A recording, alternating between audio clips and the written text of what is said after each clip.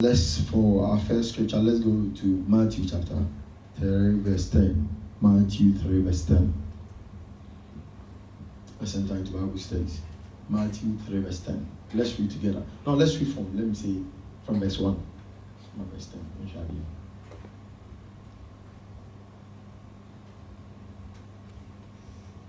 Alright, so let's read together.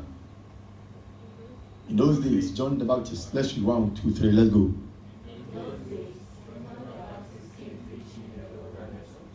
Alright.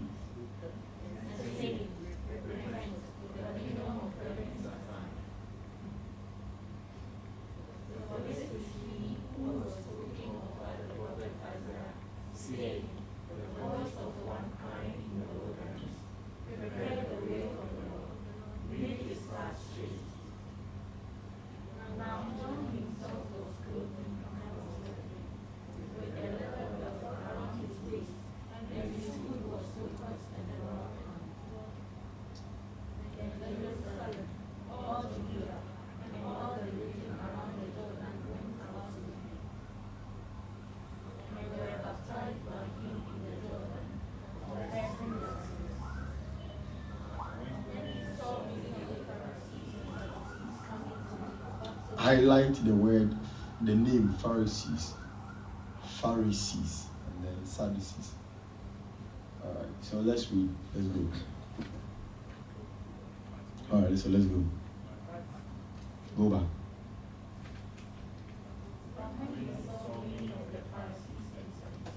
Yeah, Pharisees. Alright, so let's read.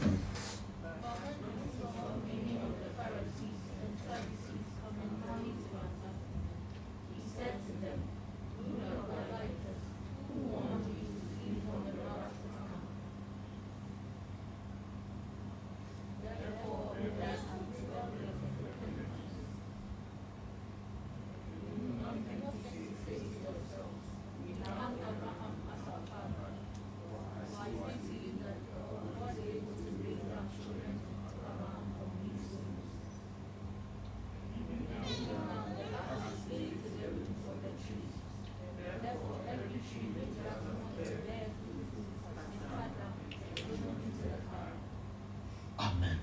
Now highlight the word, and even now the axes lead to the root. The axe lead to the root of the tree. And then therefore every tree that does not bear fruit, don't worry. Now let's look at something here. This is my main concern, but there was a place I said you should highlight two names. So let's go to that place when I asked you to highlight it. And let's read the previous verse of verse 7, verse 6, and verse 5. I would say, then Jerusalem, all Judea, and all the region around the Jordan went out to him and were baptized by him in the Jordan, confessing their sins. Go to verse 7. But when he saw many of the Pharisees and the Sadducees coming to his baptism, he said to them, brood of vipers, who warned you to flee from the wrath to come? Go on. Therefore bear fruit worthy of repentance. Now, I'm just linking something to the 10th verse. Bible says John the Baptist was in the wilderness and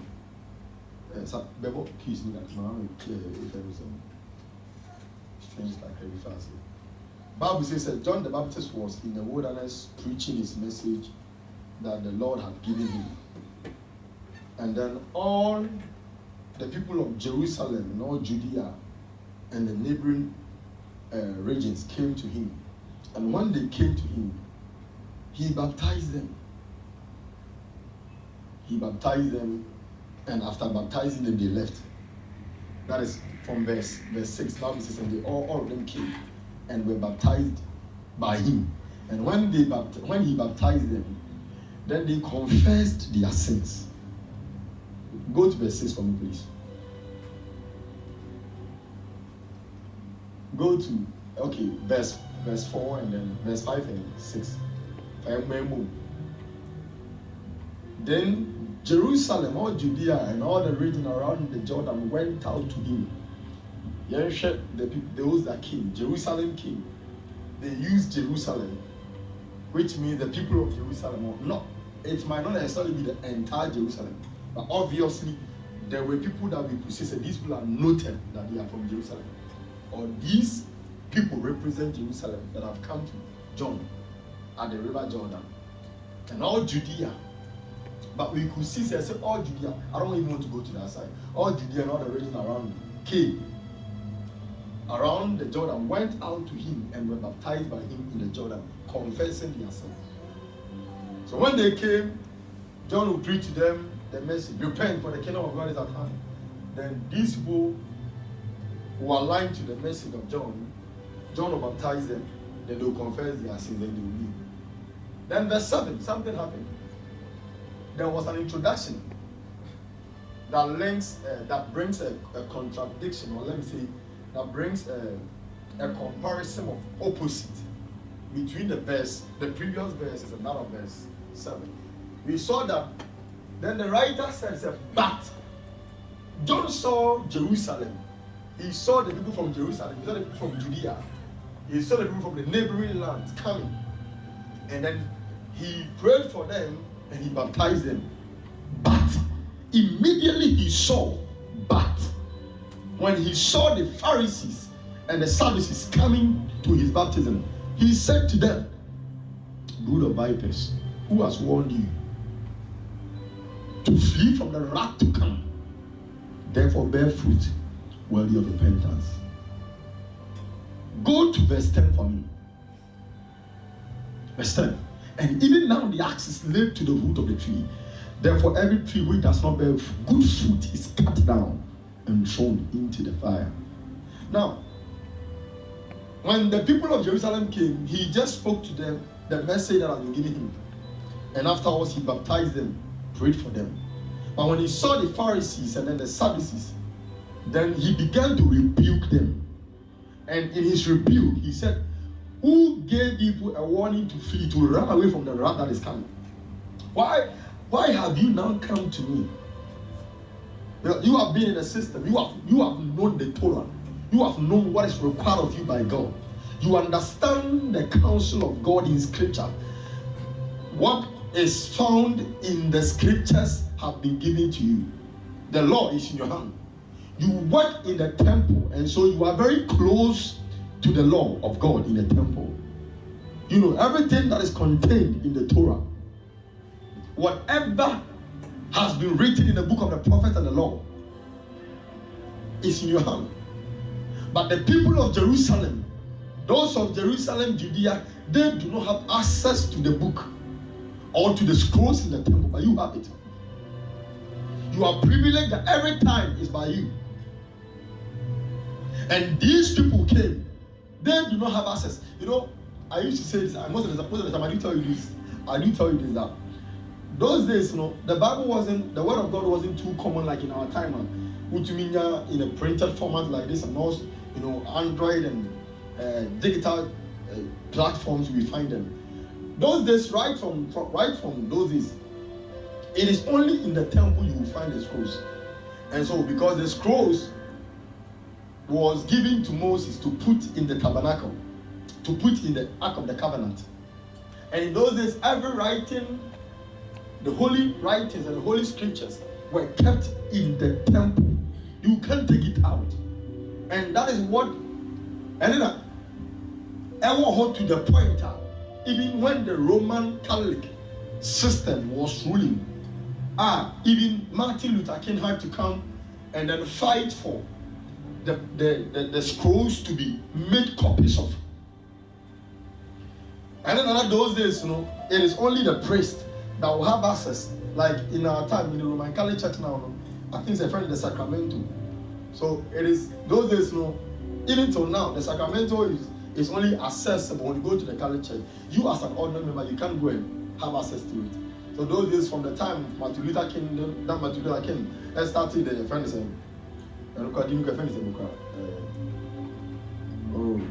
is it the revolution or something like that? I've forgotten the name. When Martin Luther King started that kind of serious campaign and fighting for the liberty of the members to have access to these things. And so, as for you, the Pharisees and the Sadducees, the scrolls are close to you, but the people of the land of Jerusalem, they do not have it. And it has been by you, it has been with you for a very long time. But regardless the number of time or years these scrolls have been with you, you have not been productive. So when he saw them coming, he said, now everybody said that the mobile has it. Why are you running from the wrath? Because the scrolls that is supposed to teach you the ways of God, for you to be productive, for you to be useful, for you to make an impact in God's kingdom, has been by you all this while, and you have not used them. You have not been impactful, you have not been useful, and now you are running to me for baptism. Why must you come? But I want you to understand this, that even now that you are even standing before me, the axe has already been laid to the root of the tree, and God is about to cut you off, because whatever you needed to be productive was by you. Because John didn't have access to the scroll, though his father was a high priest, but John did his ministry in the wilderness. So the only message, sometimes people, men of God, we preach and we are like, John, the messenger, John preached here in his entire life was about repent, for the kingdom of God is at hand. Repent, for the kingdom of God is at hand. Most of the time we do say that John never came giving up because he didn't have access to you on one year's school. So the message God gave him for his ministry was what he was fulfilling. But John was not, his father worked in the temple, but John didn't work in the temple. He was working in the wilderness. And so in the wilderness, what he heard in the wilderness from God was what he was declaring to the people. So the whole town will gather and go to him, because the man was declaring the very thing God has given him. He was doing that which God has committed to his trust. And now the Pharisees came, the Sadducees came. And listen to me, guys. I want to warn him. You guys have been giving something and you are messing with it. But now the axe has been laid to the root of the tree, and every tree that do not bear fruit will be cut down. Now let's go on. Let's go on to the book of John chapter 16. And then today what I want to talk about is we are talking about kingdom productivity, supporting kingdom work. I want to talk about a little bit of it, about how to support kingdom work with your substance. And God willing, like I said, this series will continue to the end of the year. I'll come back to, after this week, I'll come back to being productive is so real. I'll come back to that side. Now, John chapter 16. Let me just add up one scripture to this thing that we read. John 16.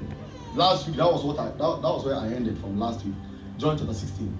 These things are John chapter 15. That was where I ended last week, John chapter 15. Now, Jesus said, I am the true vine, and my Father is a vine dresser. Go on. Every branch in me that does not bear fruit, he takes away, and every branch that bears fruit, he prunes, that it may bear more fruit. You are already clean because of the word which I have spoken to you. Abide in me, and I in you. As the branch cannot bear fruit of itself unless it abides in the vine, neither can you unless you abide in me. I am the vine, you are the branches. He who abides in me and I in him bears much fruit, for without me you can do nothing. If anyone does not abide in me, he is cast out as a branch and is withered, and gathered them and thrown them into the fire and they are burned. Now, from where I ended with Matthew chapter 3 verse 10, John the Baptist declared a message to the Pharisees and the Sadducees when they came to him that now the axe has already been laid to the root of the tree, that every tree that do not bear fruit, and that tree now all comes. He wasn't talking about a literal tree like maybe a mango tree or a vine tree or whatever tree we may see to be. He was talking about people that God himself has planted, that he, the Lord himself, has planted to be fruitful in his kingdom, to be fruitful children that are failing to be fruitful, that are in all standard failing to be fruitful. Then he said, the axe has already been laid to the root. that the tree that do not bear fruit will be cut down. Then in John 16, Jesus said, I am the vine, and ye are the branches. Every branch in me that do not bear fruit is cut down. Every branch in me. And last week I said that it is very possible, by this scripture, we have come to know that it is very possible that you can be in Christ and you are not productive. You can be in Christ, you can be seated in the house of the Lord, you can carry the title of Christian, or probably be a church person, and you are not productive. Because he said, every branch in me, go to verse, said, every branch in me that do not bear fruit is cut down. The branch is in me, but it is not bearing fruit. And so that branch that is in me, that is not bearing fruit, will be cut down.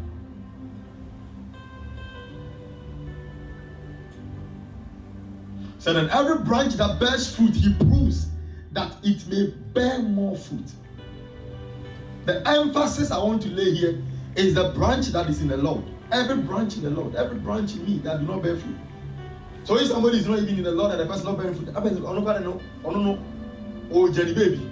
But you being in Christ, you being part of his family, signing his name, being part of those that confess this faith, that every branch in me that do not bear fruit is cut away. So every branch in me that do not bear fruit, he takes away. He takes away.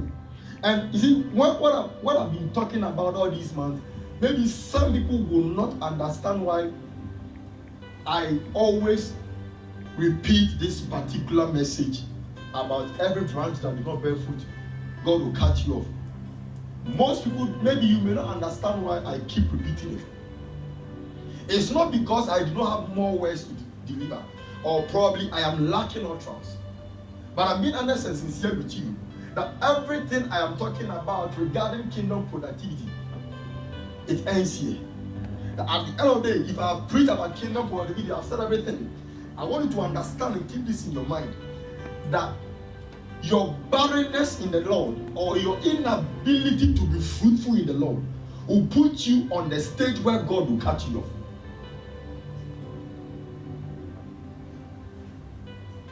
Hallelujah. Today my prayer for you is that you don't just listen to this message and then you go and you forget them.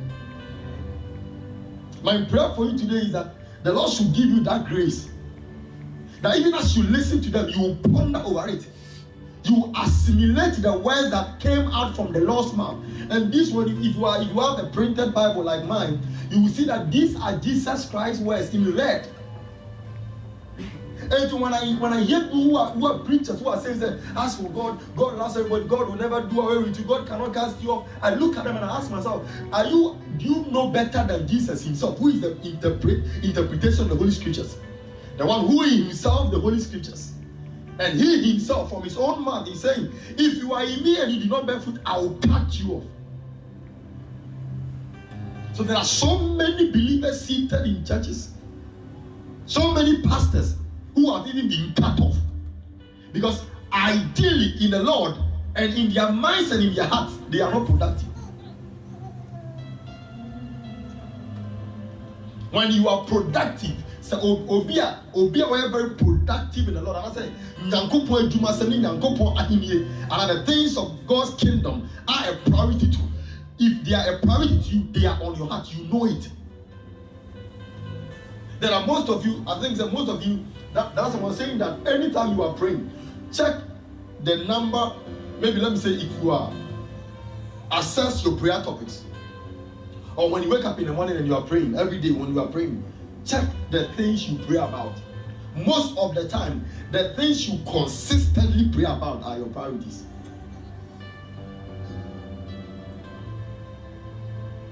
The things you yearn for from the Lord are your priorities. The things you seek more in prayer are your priorities. So the Lord knows the people that are using him for what they want, and knows those that want him, the Lord, to use them for his kingdom.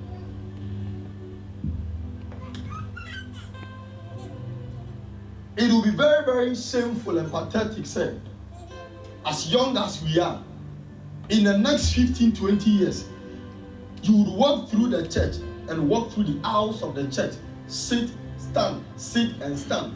And then in the next 15 years, the Lord will look at you and you are still barren and unproductive, self-centered, self-seeking.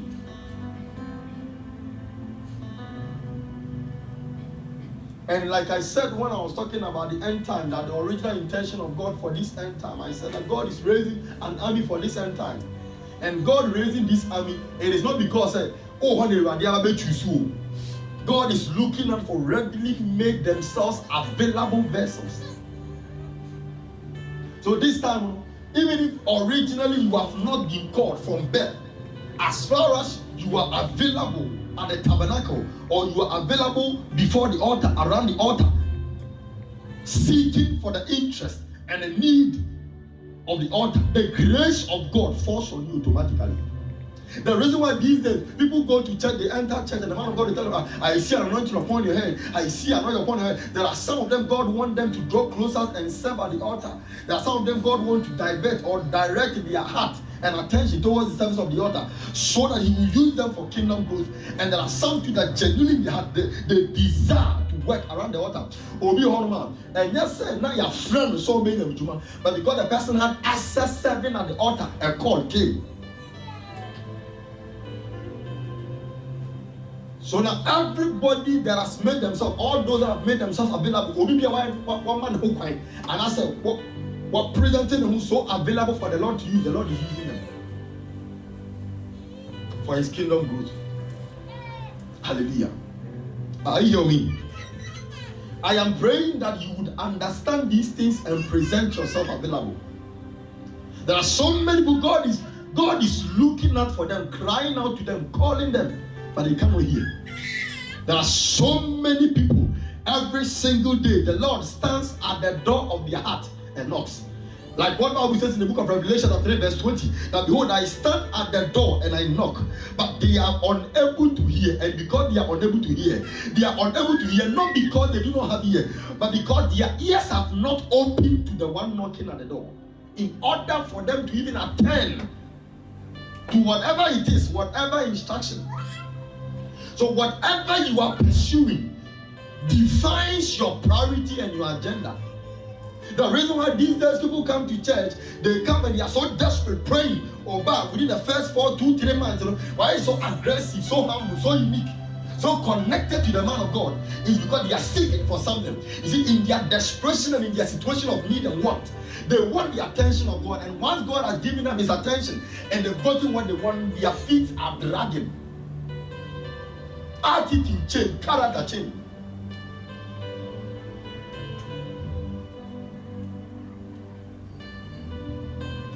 So we are a generation of people who uses God for our selfish gain.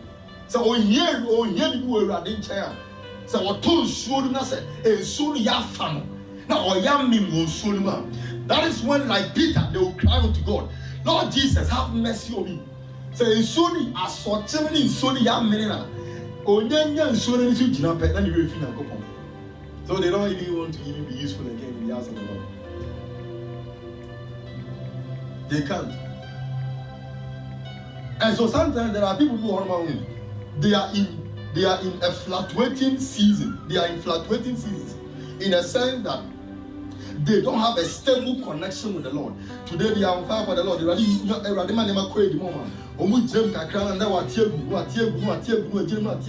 So they are unable to enjoy that consistent relationship with God to build themselves over a period of time. And then they are here be all CK ready. But a aggressive situation no attending. That is when they will give all kinds of excuses. And so some of them, they don't enjoy a consistent relationship and a consistent blessing and breakthrough with the Lord, because immediately the Lord lifts them up. I said something last time I was praying, the Lord was ministering to me that sustainability is of Him alone. The only thing that can sustain a man is the only thing that can sustain what God has given to a man is God Himself. And that's everyone man. And then why you say, watch now, why you say? And then man, already feel certain things. I was talking to my wife about a man I've been talking about him here. Already yearly free a particular challenge in Mutakano. Then no, I very slow, I very cold. You can midnight press on your bring. Then because they are unable to connect consistently for preservation, Bible says, or see he every branch he meet that bears fruit, he prunes. It's in me and it's bearing fruit, and the Lord will prune so that it will bear more fruit. But these ones immediately fruitfulness can show where you're missing.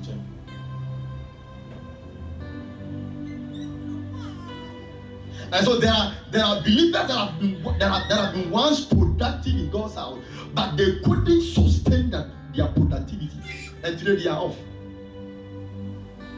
And so I remember some girlfriend was telling me about one young lady in their prayer tower team, one voice that was so much, one young guy who was so much on fire for them, and I've seen that guy before because I remember some time ago I joined their prayer meeting at Action Chapel, and then we were praying. The guy even prophesied to me.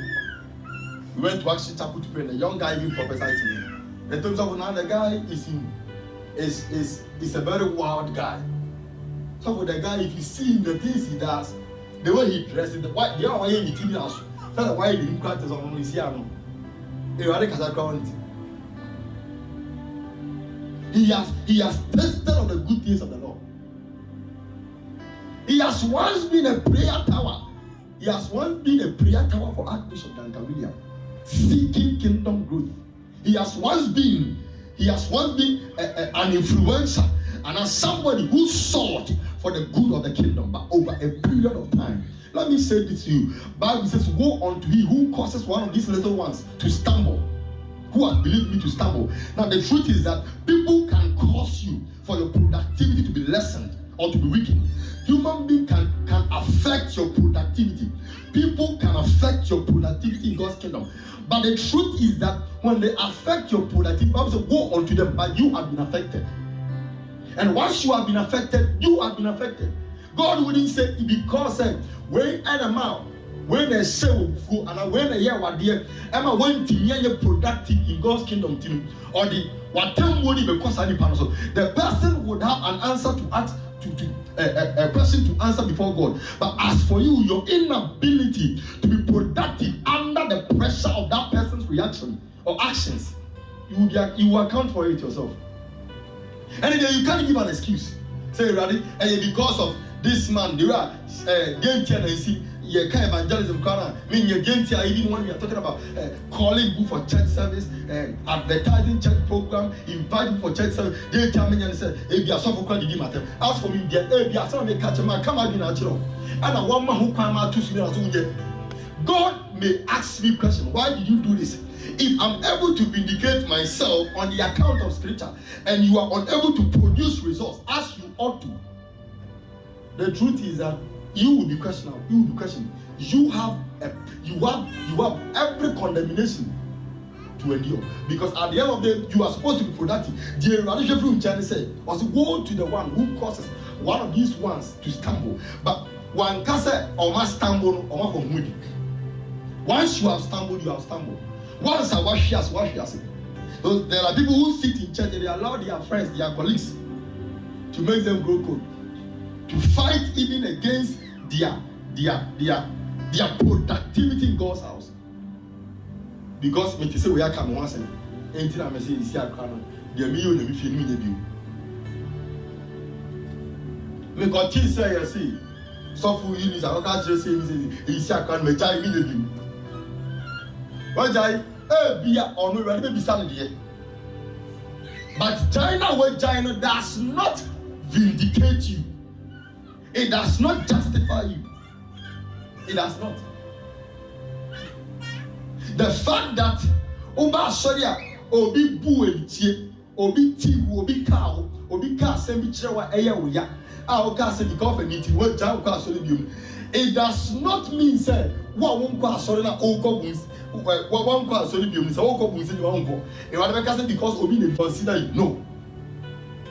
And so what you have to understand is that no matter what people do to you, no matter what happens your way, you must ensure you preserve your productivity. As for that one, you don't share it with anyone. And sorry, you're a family. We gather here as a family. But at the end of the day, on the day of reckoning, we will not be called as a ministry. And I said, those that were attending the arena of Christ, come and let's judge you. You, as a matter of fact, we are not going to die the same. Nobody here, I can even tell that none of us here was born the same day or was born on the same time we were born. In the same vein, we will not die the same day. You see your friend say, hey, I don't know if it is. Pabuwa na obi na ka say, ebi be kwe jebi. Ato wa kode toni obi be kwe jebi. Ato wa de toni mi say obi be kwe jebi. Bravo, we are there obi be kwe jebi. And so, judgment and reckoning, accountability on how you lived your life, it is not going to be in cluster. In clusters like maybe let's go. All churches in the world come present. Your pastor should come and present. The pastor, the shepherd, will be called to account of the flock. But each and every individual sheep will account for himself. Oh, be able to and I remember when I was preaching to you about the rapture, I said, Bible says, and in those days, the sea will give up. The sea will give up the dead that is in the sea. So that day, a pumpo, one a so a form, a mama. So even the fire will give up the dead that the fire took. He said, what he says here, to be film, the fire that burned the person to ashes, the fire will give up the person for judgment on the day of reckoning, to go and present to God whatever they did with their life until the very day fire took their life from them. How they supported God's work, how they were productive in the house of the Lord, how by their inclusion to God's kingdom, the kingdom gained relevance wherever they found themselves, and the kingdom spread. That as long as genuinely my heart, when I go to my closet, I don't have guilt in my mind pertaining to anything I do in church, I am doing my part.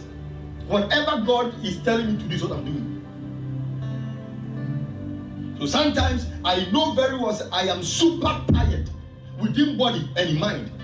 Sometimes you know within yourself, say you are really not feeling well. You know within yourself that financially you are not even sound. There are times even when financial challenges and financial demands makes you you cannot even think straight. Nevertheless, it has never in any way, shifted or deprived us of we discharging our duties. So I told him, as for us, we are doing what God has asked us to do. As for me, I am doing whatever God has asked me to do. So we will all account for it one day. Sabi, say, sorry, say, yeah, sorry. Now, say, my family, now, say, why now, we are all good to go. Everybody seated here. Probably I may have sent you a message. Some of you I may have sent you a message that you to come to church and all that. But you getting out from your bed, washing yourself, dressing and coming. I didn't do that. It was a decision of you buying into my invitation and you came. You could have decided not to come. And it's up to us. We are all doing our part. Each and every one. We will account for whatever it is we are doing. Whatever it is God has given to us to do. The last time I came, he said, "Say, unya bebia, unya juma bia engunu abraboma, eni na gopo ejuma. Say, unya bibia ensayna, eni na gopo ejuma. Say, unya bibia ensayna, whether consciously or unconsciously, and be a pain in the neck of that thing, not God's work. Never at any point in time allow yourself to be a pain in the neck of God's work, or to be a thorn in the flesh of God's work. Or a piece of sabotage, influence, negative in one way or the other, whether by attitude or character-wise. Because you cannot answer, you can't justify yourself.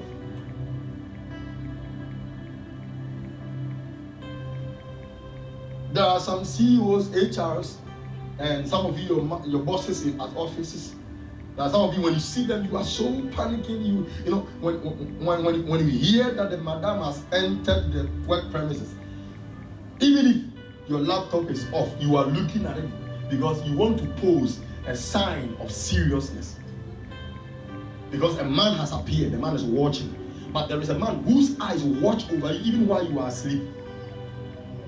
Who looks at you, who sees you, whether in private or in public. He monitor the affairs of your life every single day. And you see, you would have been able to deliver yourselves and be able to defend yourself before God and free yourself with lies only when God ever took his eyes from you. Only when God ever went blind. If there was a thing you ever did that escaped the sight of God, you can defend yourself and deliver yourself from it. But as long as the Bible says, for everything is naked before his eyes, all flesh, all man, and everything is naked before him, there is no way God will tell you you didn't do well and he tell you you did well. What would you show him that he hasn't already seen? We have a work to do as people of God. We have a major assignment to do. A major work on our shoulders. I remember some years ago there was a man be like that. I don't know if he died some few years ago. He said the Lord gave him a message that he should go to all countries with a cross. I don't know if some of you have heard of him. There was one man like that. So he carried the cross from country to country and he even came to Ghana.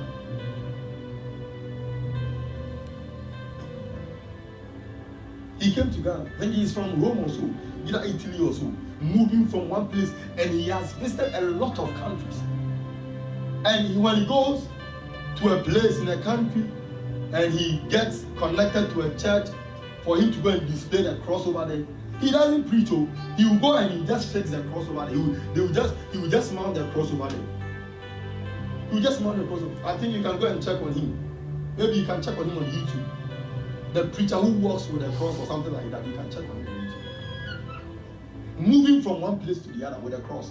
Cross was tinted. Only see they are on the cross, no man free. Because only clear on the cross on the by and Danabetis are to the place of the exhibited cross. And when this man enters a place and he mounts the cross, you will see people have gathered all walks of life. People will come and gather. Some of them will present their prayer requests. Some from afar looking, gazing at the cross. They will be weeping. Weeping. Some just at the side of the cross, they will give their life to Jesus. And let me be honest and sincere with you. There is a point you walk with the Lord where you lose God and know you have lost Him. And when you get to that point, when preaching comes, you don't hear. You are seated in the house, you don't hear. You are never convicted. You are full of yourself, but you don't know you are full of yourself. You don't know you are full of yourself. You don't know you have lost it. And that is the point of danger, because it is not that you are aware. It is when you are aware that you can turn away from it. But because you are not aware, you dangerously pursue it until the day you die.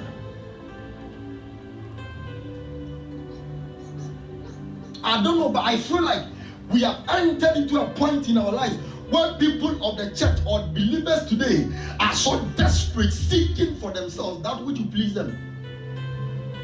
Hardly will believers of our time go home after church service and begin to think about God's work and how they can contribute their quota to God's work.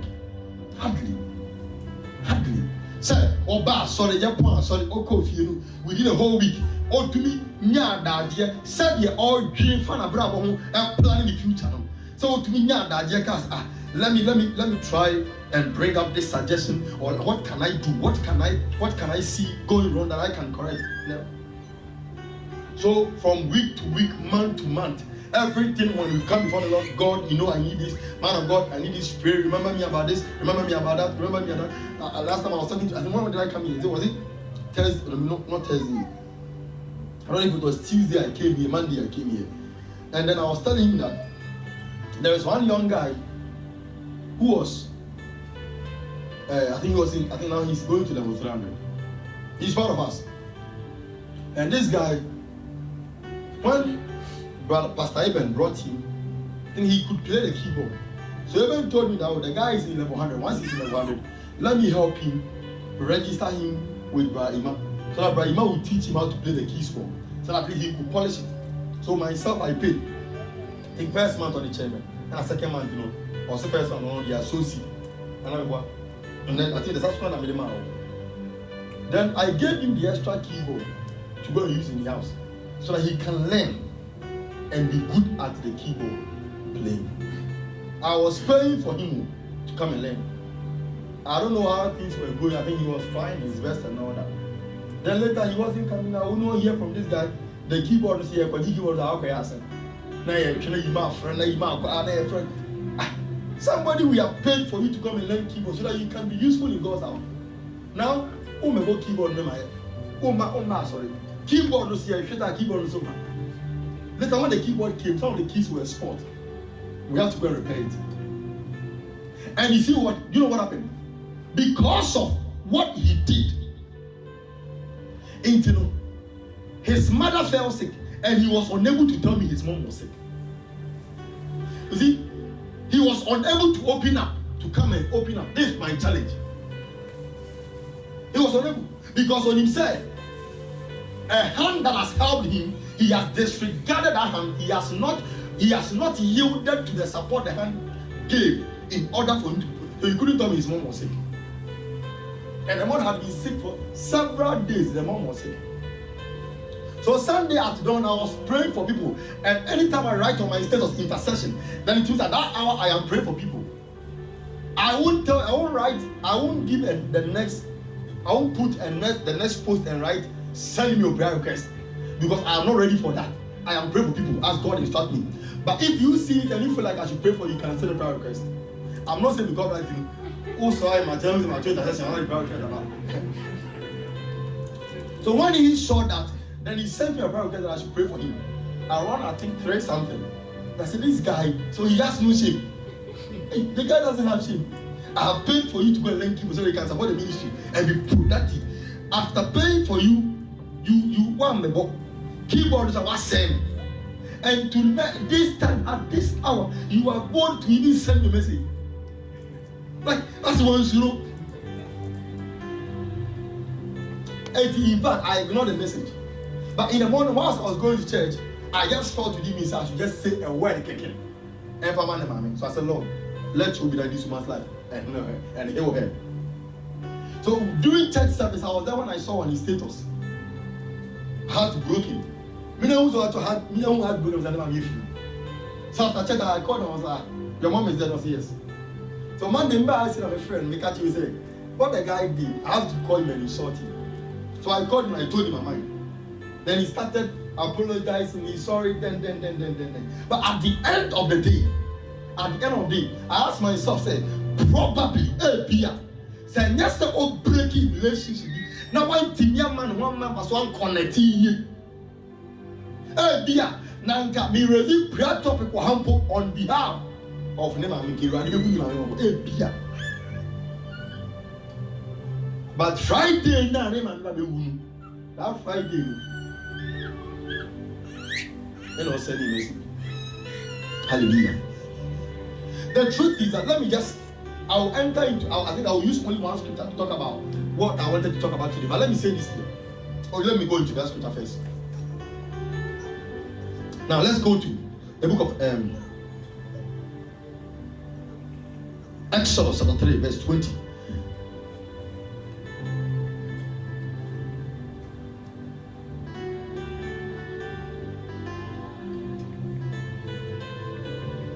Alright, so give me verse 19.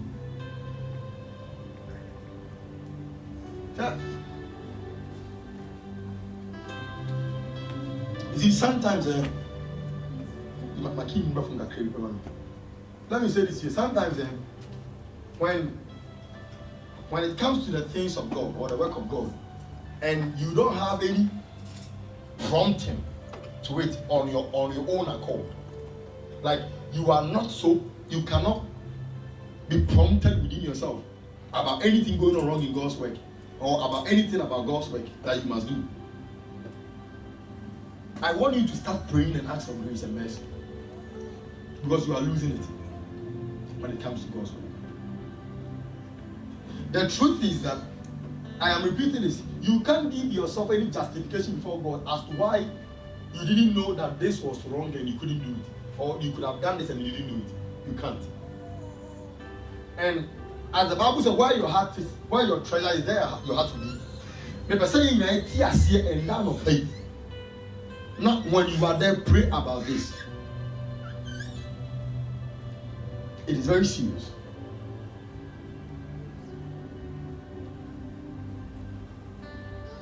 Yesterday, I think was it yesterday, that I was going home with my wife and we were talking in the car, and I was telling her that even human being, when you help human being, when you do something for him, and if that person is ungrateful, or be appreciate you. Human being, so we are dear man, nothing, yes, because we have some human being one man who told the man a rimpa, or back I said, would yeti, and I am regularly. Aisha. We have some human beings like that. Our mom, one son of mine, he told me, said, Nipa, so that from Pose, baby, on not a child who do that to him, on until Saturday and 90 at Timpuna, or when until we cheer you, add 9 cards at you, so that cat is up. Now, Smipper, which know which years so flat. And Timitiana as a Matuma, Mitianas as Yamas. And we have some human beings like that. But every human being whose senses are working or what? Is it appreciation? So we are dear manner or appreciating. How much more God? So I was talking to her yesterday. I was like, sometimes when I sit down and I reflect the years back, certain things we have done in God's work, certain work we have done, certain laboring.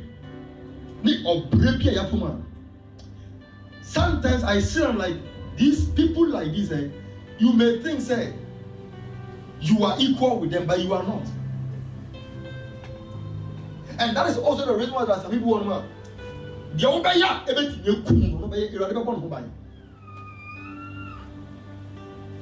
I was telling her about some years back, how a Nipa could see what crap, Zongole, your best speaker. Now, speaker never could see answer. I was so called Pacho answer. First speaker, when the man is JLD, I'm speaking. Who's here with the ultimate and speak and I Porocacra? I'm wanting to tell me. Tam speaker, they are speaker. They are fat taxi, they are loaded taxi. No, I'm Jabefi. We are going to come back here for good day. Oh, the same room, I could just speak as the name of the go. And Mr. Lam let him dying, no, follow the go. Just say, who to me said, oh, sharp drums now amplify the one, Bakunya, the guitar, amplify. I give you normally would do say amplify. Every genuine church worker, being inside, Uba, so I gave out playing tango, any amplify. And in all these years, na nipa ba be say instrument sometimes they be power shame ko na area ya kofi ya bompa na jo for service area ya kofi ya be dware aba be ya sorry am nkofo a o ma be gi nsira no mako sometimes deliverance nipa be unwie nkod na fie no na won fe me kai ya ba ha se minister bi ko akra ye ko Jesus say you can no papa me ye ko treat let me say I think they will bring it to us. So let's take the lead. Let's take the lead so that they bring it to us. But he knows very well. As at the time he was telling me that I wanted us to go. You see, and yes, he was supported because for the fact that he could even leave his house and follow me to Accra, searching for chairs to buy. It's a sacrifice and a commitment. But you see, because some of us and say, "Do us and down as well." The wait in water, you would tell them, people wouldn't tell us that. And I'm saying these things for you to understand how sometimes you have to be serious to support God's work. Never be excited and be happy anytime you come to church. The church has been clean, the whole place is filled up. I say,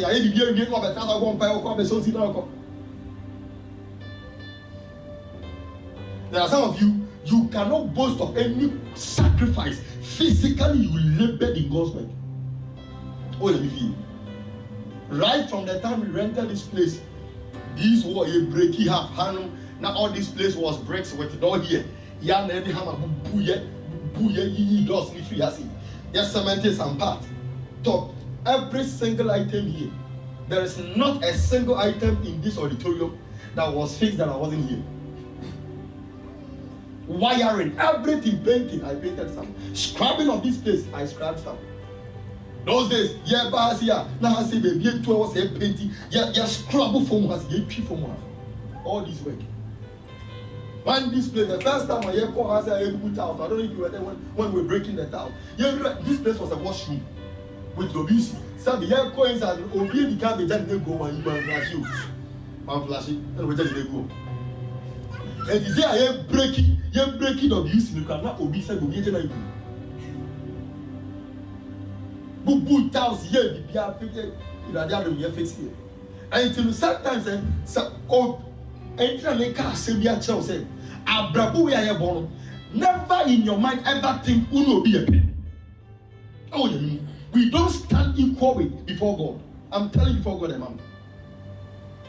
God prices people are paying for God's work to expand and to continue. Maybe you haven't done that. I'm telling you before God, man. Maybe you haven't done that. And most of the time, because we are very young like this, that's why I keep telling you, I keep reminding you that you've got a lot to offer, a lot to do. Labor at this age. Pay certain prices. Be committed to God's work. Give yourself over to certain things in God's work and make sure they stand and work.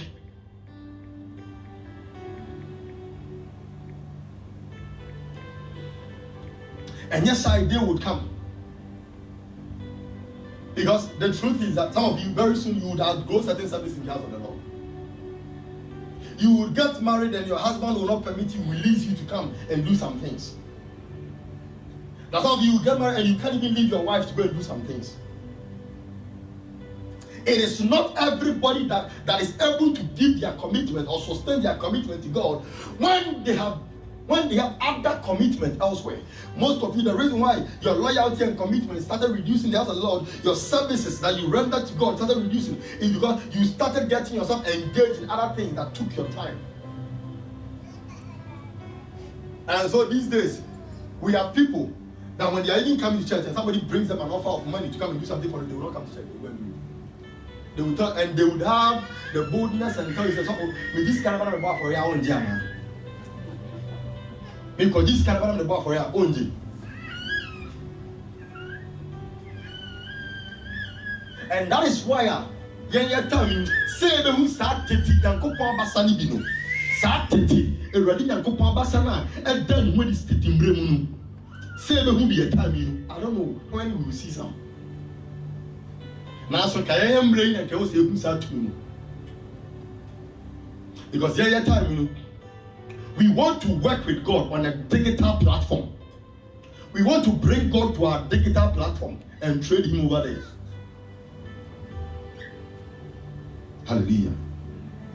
Everybody seated here has a part to play in God's kingdom for the work to grow. Everybody seated here called a Christian. As a matter of fact, let me just say this. Maybe do after ceremonial prayers, I'll talk about it later part of the service.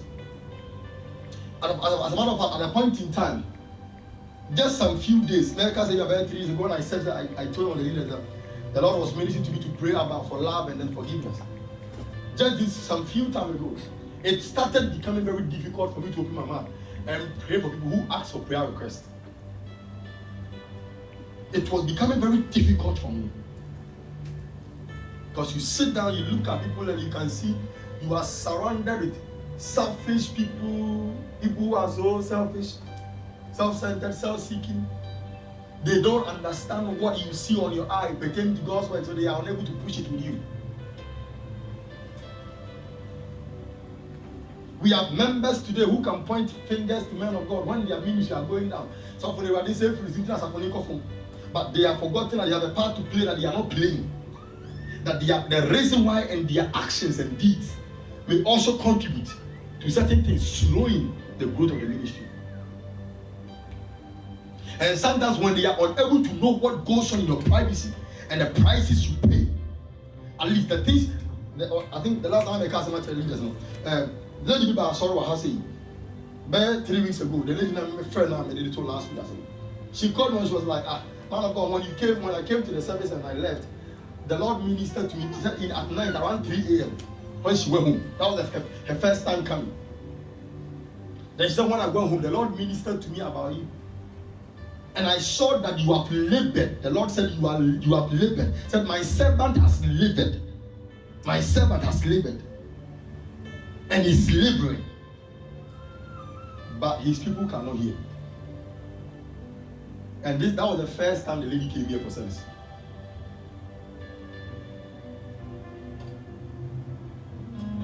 And I was like, Antina, Metiasie, 18 I said, we wait mark ourselves back 1,000 times. No, we are and Nibanti. Hallelujah. Everybody here. You see, I'm a saying an inch of prayer request. I'm not taught anymore. It may be so surprising. I shall be anybody who crowd it much for say. If I didn't want now, sorry, the movement too. And I say, if I didn't mammy, I don't want me to gain a couple of months at 2 pounds. And I say, if I didn't map myself in 2 pounds. Me pay our me pay account to me pay Sika, me pay Juma. Most of the creators. There's some creators who go man. The cast there, the creators who go. We go through it most. All these things, they are the same thing.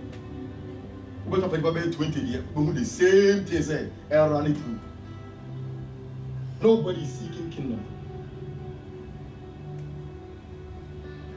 Men can't say, me say, because of creator, when I say, oh yeah, and I say, please count through. But men can't imagine, say, baby, you are come on. Maybe you are come on, and I'll chop it. Hallelujah. Let's go to Exodus chapter 3, verse 19. But I'm sure that the king of Egypt will not let you go, not even by a mighty hand. Go on, verse 20. So I'll stretch out my hand and strike Egypt with all my wonders, which I will do in its midst. And after that, he will let you go. Let's go. Verse 21. Let's read together. Oh, let's read together loud and clear. And I'll give this people favor in the sight of the Egyptians. And it shall be when you go that you shall not go empty-handed. All right, so pause over there for me. And let's move to Exodus.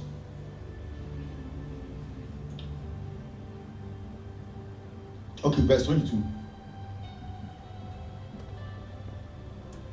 Let's read. 1, 2, 3, let's go. Let's read. But everyone shall ask of their neighbor, namely of their articles in their house, articles of silver, articles of gold, and clothing, and ye shall put them on your sons and on your daughters, so ye shall plunder the Egyptians. All right, so let's go to Exodus chapter 25, verse 1.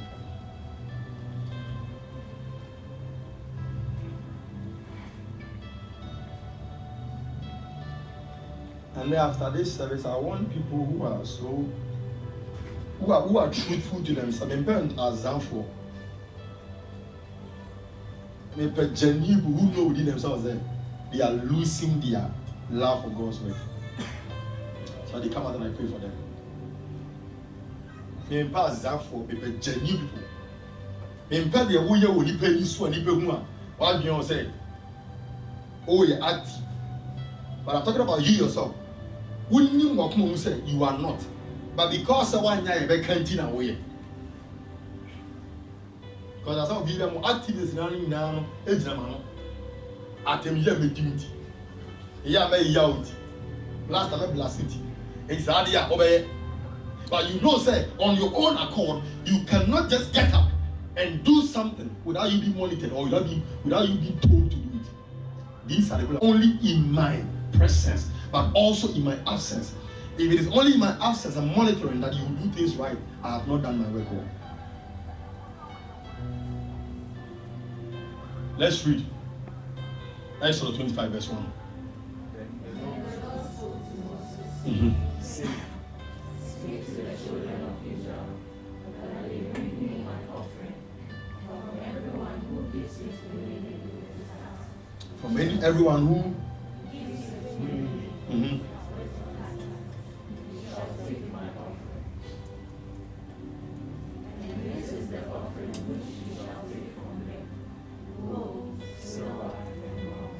Mm-hmm.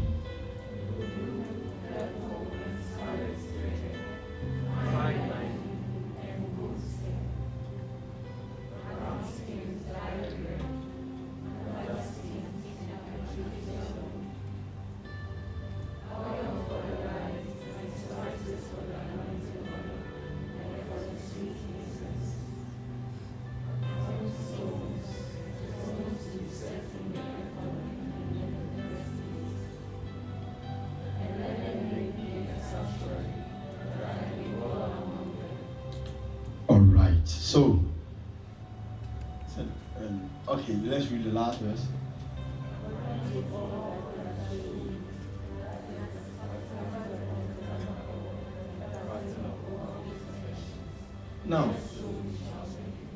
Now, watch this carefully. Please bring your mind here. Let me do the narration quickly. Because of time, I don't want to read it again, but I want to do the narration. Now, in Exodus chapter 3, verse 19 to 22, something happened over there. But then they were about to move from Egypt to the land of Canaan. And before they would move from the land of Egypt to Canaan, the Lord gave the Israelites an instruction to do. He said, I want to take people out of this place. And I know that Pharaoh will be so stuck on the side that when you read other translation say, unless I force him, he will not let you go. He will be so stubborn. But after I have done my mighty works in the land of Egypt, after I have displayed my power in the land of Egypt, he will now let you go. And when he lets you go, I will give you favor before the Israelites, so that you don't leave the land of Egypt. I will give you favor before the Egyptians, so that you don't leave the land of Egypt empty hands. So what you will do is that on the day you will be leaving the land of Egypt, let the women, as for you men, you have to be strategically positioned for war, because anything at all can happen. But for the women, let them move to their neighbors. And when they walk into an Egyptian house, they should knock at the door. And when a woman comes out, whoever comes out, they should tell the person, I need gold, I need silver. And they'll give the gold and the silver to them. I need bronze, I need thread, I need clothing. They'll give them to them. So that when they are leaving Egypt, they will not leave empty-handed. And so on the day of their leaving, the Israelites will walk into the Egyptian's house, the women will go. Then they will knock at their door. Madam, remember we have been serving you for 150 years now. The time is due for us to leave. I need gold. I need silver. And because it was a word from the Lord's mouth, so when they make a request or a demand, when they place a demand, you have no option than to release it. So the women will go and then they will give the money to them. They will give the gold to them. They will give the silver. They will give the bronze. They will give the whatever it is they needed. Then they left Egypt and they came to Canaan. So when they came to Canaan, the Lord met with Moses, Exodus chapter 20, on the Mount Sinai, while the Lord delivered to him the tablet, the 10 Commandments. So when the Lord met with him after waiting on the Lord for 40 days, the Lord gave him the tablet, and the Lord told him, he said, listen, on this mountain I have given you a vision. I have shown you a pattern of the tabernacle you should build for me. In other words, I have given you something that ordinary people will not see, but I've opened it up to you so that you can see it. I've shown you the pattern of the tabernacle. And the pattern of the tabernacle I showed you, it wasn't just the outside, but I even showed you the inside, even to the detailed things inside. I showed you the table of the showbread. I showed you the Ark of the Covenant, how it's supposed to be designed, whatever must go into it, the 5 poles, whatever it is in the tabernacle. I showed you everything. Now, as for the people of Israel, they don't know how the tabernacle looks like. They don't know how it should look like. They don't know what must go into it. But as for you, Moses, because you are the visioneer or you are their leader, you are my appointed servant. I have shown this to you. But this is what you must do. In chapter 25, the Lord said, assemble the people. I showed you the tabernacle. And when I showed the tabernacle to you, I showed you the things within the tabernacle. You saw the Ark of the Covenant. I showed you the outer court, the inner court, and the Holy of Holies, and every single thing that should be inside. But they don't know it. They can't see it. But when I was talking to you on the mountain, when I met with you and started showing the vision, giving you the vision, they have not seen it. But I'll go down and assemble them together. And when you have assembled them together, request from them gold, request from them silver, request from them acacia wood, request from them thread, request from them linen, request from them every single thing you saw within the tabernacle that needed for the tabernacle. Request it from them. Speak to the children of Israel that they may bring me an offering. From everyone who gives it willingly with his heart, you shall take my offering. From everyone who gives it willingly with his heart, you shall take from the person. Go on for me, verse 3. And this is the offering which you shall take from them: gold, silver, and bronze, blue, purple, scarlet, thread, fine linen, goat hair. Now, go on, verse 6. Ram skin, dyed red, badger skin, acacia wood, go on. Oil for the light, and spices for the anointing oil and for the sweet incense. Onyx stones to be set in the ephod and the breastplate, go on. And let them make a sanctuary that I may dwell among them. Go on. According to all that I showed you. So now let me just bring this in a very simpler way for you to understand. You see, the last time I saw on one guy who is sitting part of us, but he's not in church now. I saw on one guy's status, and he has written, said, now, if you are not rich, you can't be in church. If you are not wealthy, the church is not favoring the poor. And he is not the first person I've seen it on several platforms too. And most of the time, these words, when I see Christians pioneering it, sharing it, I look at them and I see people who don't understand kingdom work, and people who have become vessels the enemy is using to discourage others from helping God's work.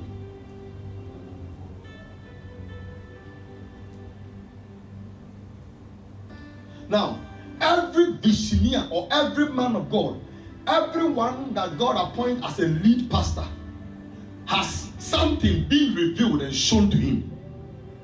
Even if he hasn't seen all, within his spirit, it is buried inside. He may not have seen it on his eyes in vision, but within his spirit. The ministry is within his spirit.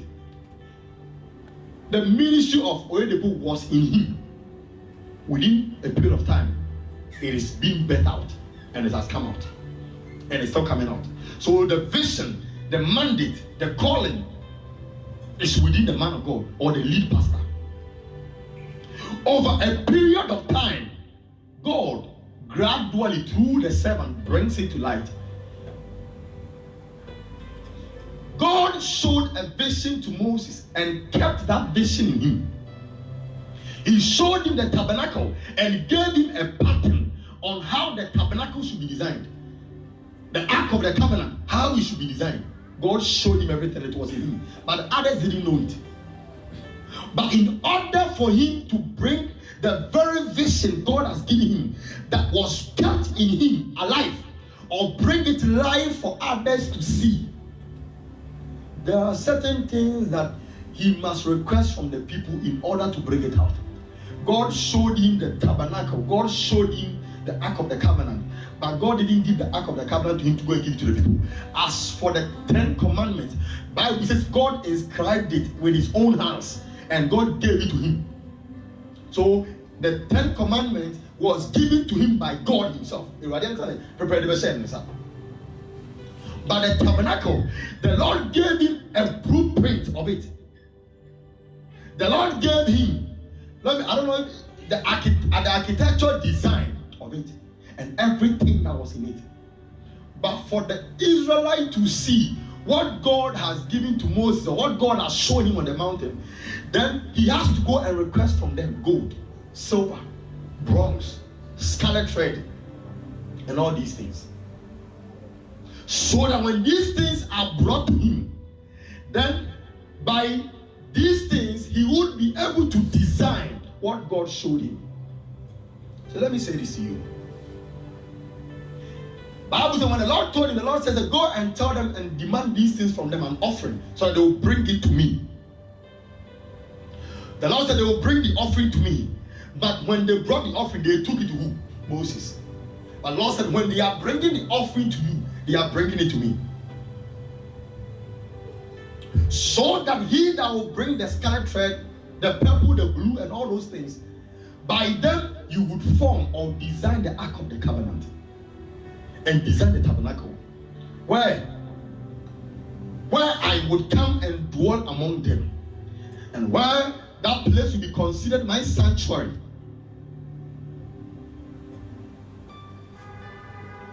And also, anyone who is of a willing heart, ask from them so that they may give.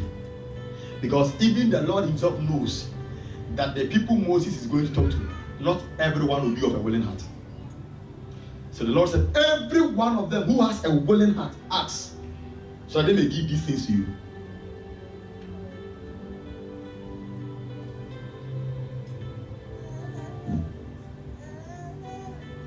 Hallelujah. Now the truth is that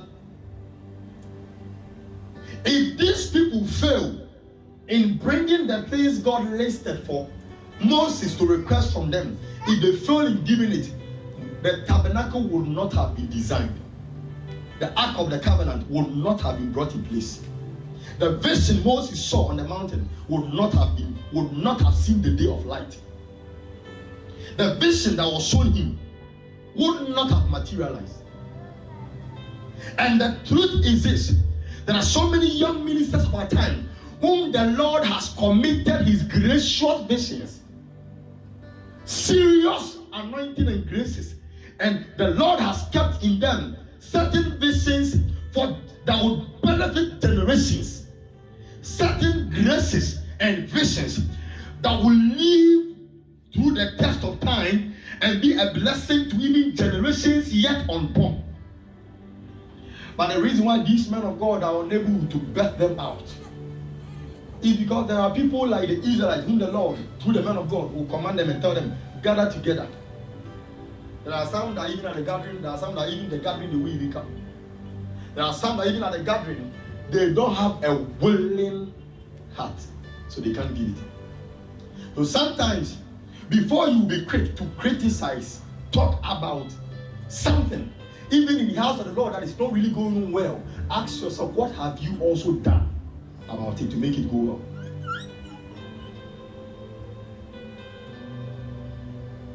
Because the truth is that the end time, instead of they come from the beginning, because of our self-seeking nature, we don't really have that willing heart.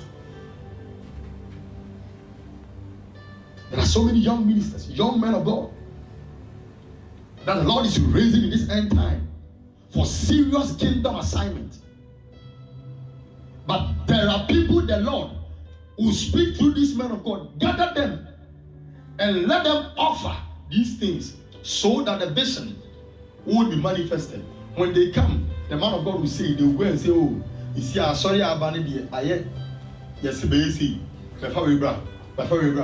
but the Lord, by his own mouth, instructed Moses, go and request from them gold, silver, and these things, so that the vision I have shown you, so that you would be able to design the Ark of the Covenant and the tabernacle according to the pattern I showed you.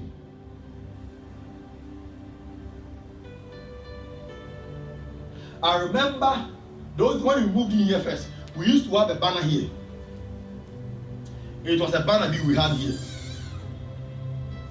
The Lord had already shown me that no matter the design of the banner, I should make sure there is an image of the cross inside. So those of you that remember, the banner we initially had an image of the cross with an image of what we represent as Christ on it. And it was here. Then later, I had another vision and I could see the cross And this vision deepened and became more intense when I started going for my marriage counseling at the Methodist Church. Anytime we walk into the church and I saw the cross and I saw the light on it, then it reflects in my spirit what I was seeing. What I was seeing. So I knew within myself that a cross must be fixed here. And the message that came, or the instruction that came, was that before the new year, the cross must be fixed. So this cross, I remember it was 31st, the day we fixed it, it was 31st. Around 6 p.m., getting to 7 p.m. I had to go out looking for a carpenter. And I will show him how the cross should look like. At first, he did something. When he did it, I could see the light will fix inside. So I have to, hiya, yeah, fix it cross. Or yeah, I want to do. Baby, I want to do. Many on one and tear the air cross. And I did light to inside. The guy first light and a panel. Never light with me. But light I can't go on a blue and red like I'm saying the light. So we have to still look around until we got that light. 31st, I remember I left here around almost 7 something to the house to go and bath and change myself before I went for the first online service. Because I knew instead going for the first online service, there was no way I could leave church and come and fix it. So no matter what, before we will cross over, this cross must cross over into the new year. Being fixed here. That day from morning, I was here, we came to fix the, this wallpaper and everything. So we fixed this cross. And when we fixed the cross, it was on my own pocket. Because at that point in time, me to be confronting can't just by scanning around and punch across. Because I understood what was shown me, what I've seen.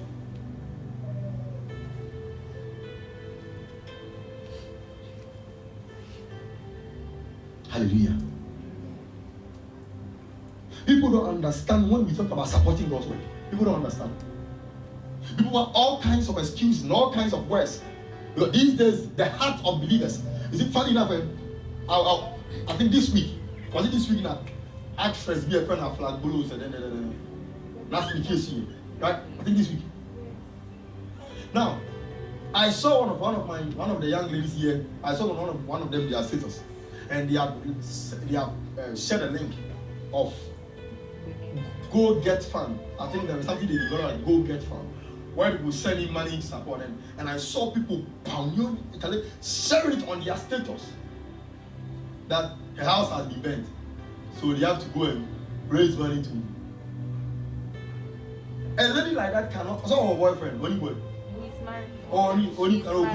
She's married. She's married. You know, tell the feeling, then you could feel the shit. So when you feel the shit, but then you could feel.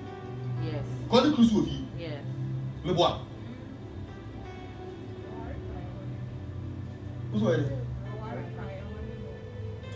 Hey, no, Sabi. Or mobile. No. No. But I saw sisters in the Lord share it on their status, soliciting funds. But these same people, let's come to God's work and tell them to go out, solicit funds for God's work, and they are unable to do it. These days, I am praying on how to use my words. Because when I see these things, I see believers who are useless. Useless Christians. Go get fun. Let's help support our sister. Do you know when this man of God, Abraham Lamte's church, was burnt down? People entered the defecated in the church and set the church on fire. People insulted him. When the media, when others took it upon themselves to broadcast it so that people go and help, they said, "On top the cast that all thing no fancy as well." Tell me the truth is that I have prayed that you don't develop a hardened heart, or else you will perish without you know you are perishing. And what the enemy is doing in our time is that the enemy, as for dear in time, is all because the enemy has hardened the heart of believers. And the truth is, before God in heaven and on earth, genuine men of God, their voice are not heard. Truthful preachers, they don't listen to them. They don't hear them. People don't hear them.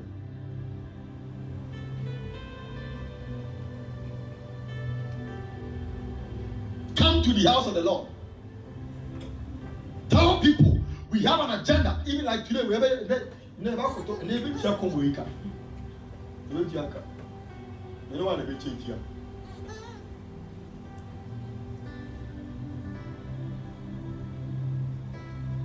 You will see people.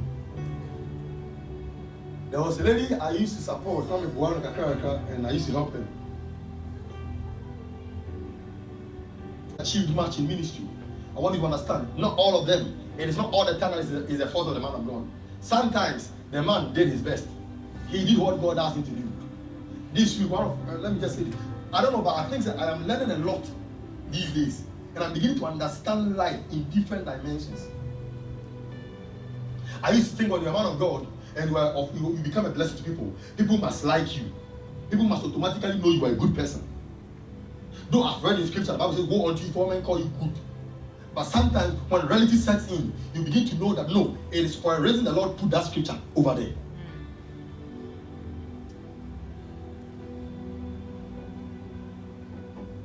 This week somebody shared a video to me, but then I've already written something on status, on my status, that sometimes allow man to be human when their humanity has overpowered their spirituality. And I watched the video from Joshua Selman.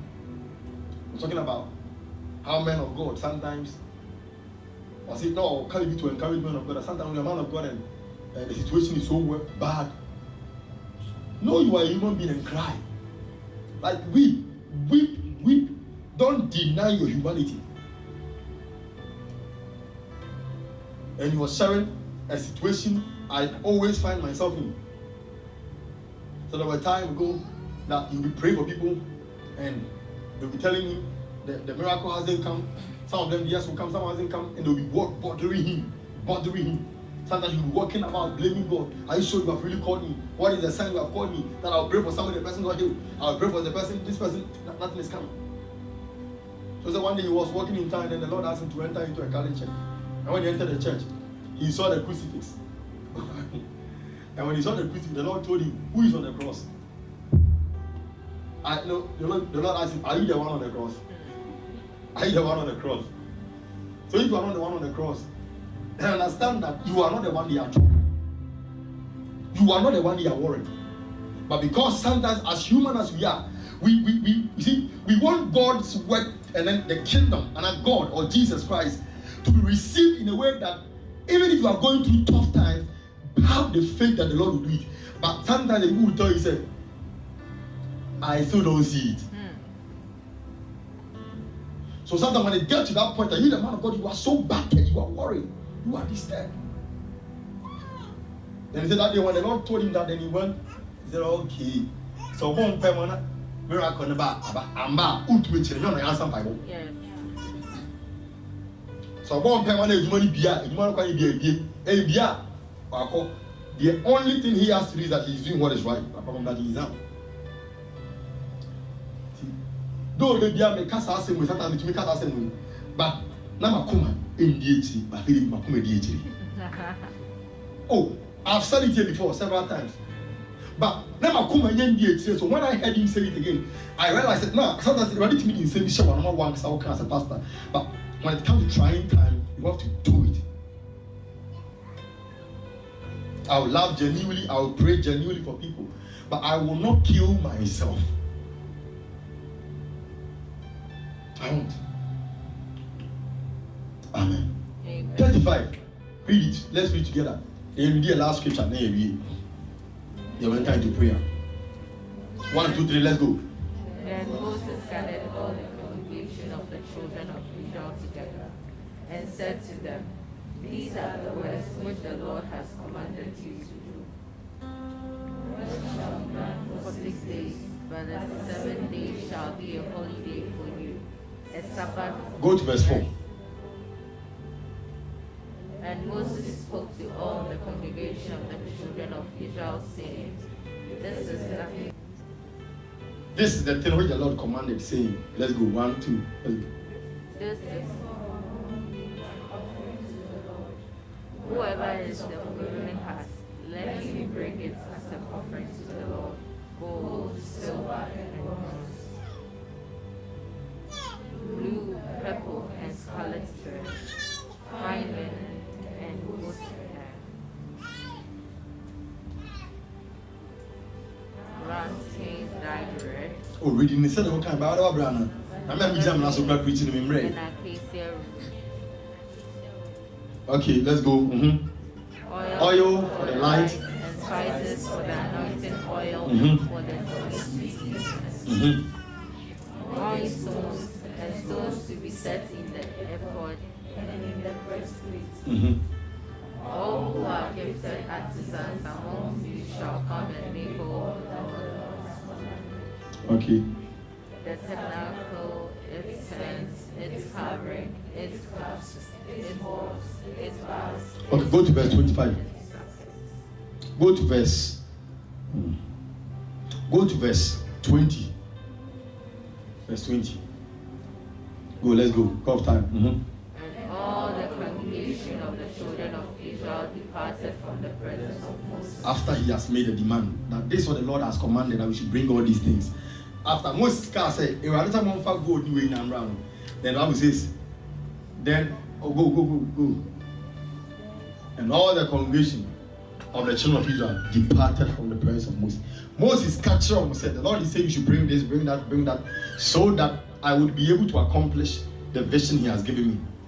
Then they all departed. After they heard it, they all departed from the presence of Moses.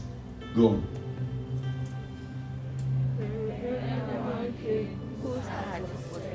Now, when you read, I think, is that a New Living Translation version? Bible says they all departed from the presence of Moses and went to their tent. Moses can't ask me to me no cause am dem. And obia de na koma, and then I do require them.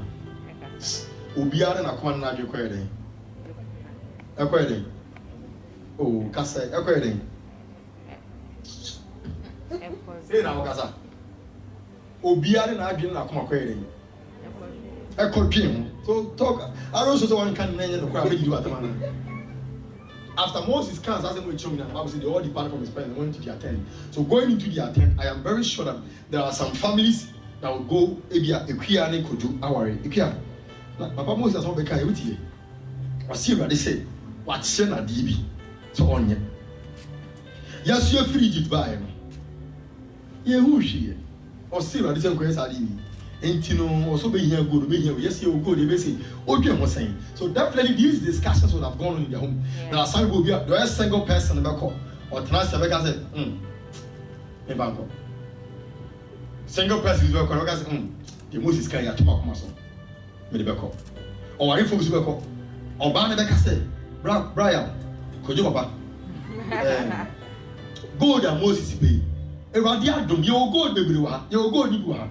Yo kakreduwa enti no ye fanko ni kuru beka ko papa beka say dabi ye fanko ya su beka che ebia papa su beka che ya say ya kai say tama na your Exodus chapter 3 no before you free it to wale catch ye say ye ko ma en kon sapan enti en ko ji gold free Egypt for no ye ko ji bronze ye ko ji silver free mo enti me sure say en na ye remi Everybody need to say you will gold.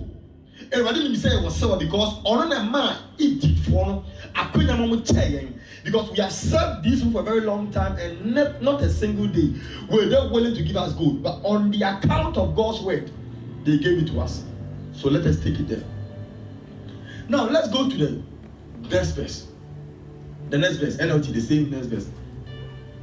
And all whose hearts were stirred and whose spirits were moved came and brought their sacred offering to the Lord. They brought all the material needed for the tabernacle, for the performance of its rituals, and for the sacred garment. Go on for me, please. Both men and women came, all whose hearts were willing. They brought to the Lord their offering of gold brooches, earrings, rings from their fingers, and necklaces. They presented gold objects of every kind as a special offering to the Lord. Go on. All those who owned the following items willingly brought them: blue, purple, scarlet thread, fine linen, goat hair for cloth, and tanned ram skins, and fine goat skin leather. Go on.